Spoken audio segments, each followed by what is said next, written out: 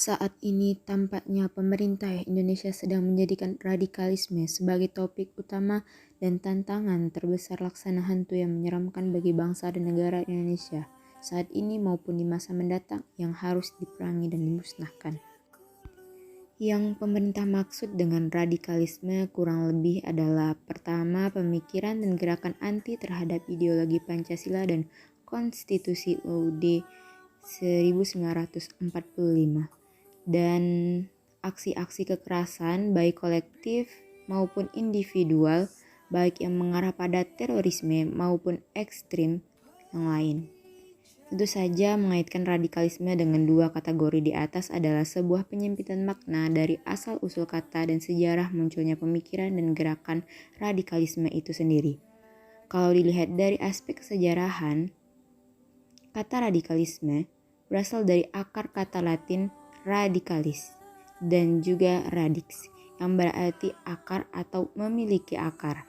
Muncul dalam konteks perlawanan sosial politik rakyat terhadap dominasi, tirani, dan kepongahan rezim penguasa yang bertujuan untuk melakukan reformasi dan perubahan mendasar atas sistem sosial politik ekonomi hukum agar lebih pro dan bermanfaat untuk rakyat banyak.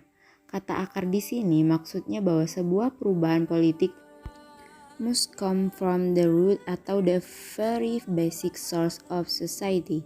Dalam pengertian ini, maka radikalisme merupakan sesuatu yang sangat positif.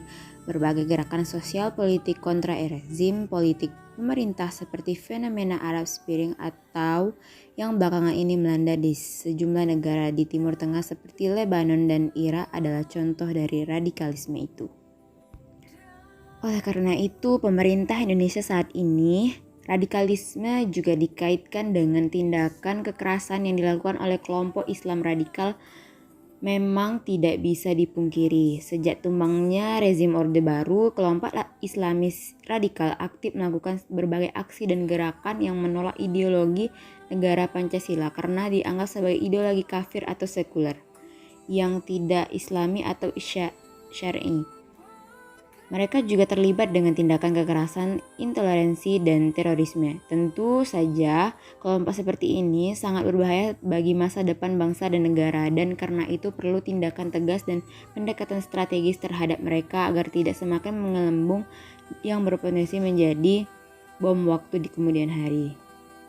Yang tak kalah penting dan perlu serius dan diberantas, diperangi, dan dimusnahkan adalah korupsi yang sudah menjadi penyakit kronis sejak zaman Orde Baru. Korupsi adalah bahaya laten yang wajib ditumpas.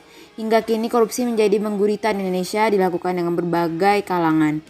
Politisi, pembisnis, birokrat, aparat, praktisi hukum, dan lain sebagainya. Penyuapan atau sogok menyogok untuk memuluskan jalan politik, bisnis, dan karir sudah menjadi pemandangan sangat lumrah. Berbagai upaya pencegahan dan pengawasan terhadap korupsi telah dilakukan oleh berbagai pihak, baik lembaga negara seperti KPK maupun lembaga non-negara. Tetapi praktik korupsi tetap saja tinggi.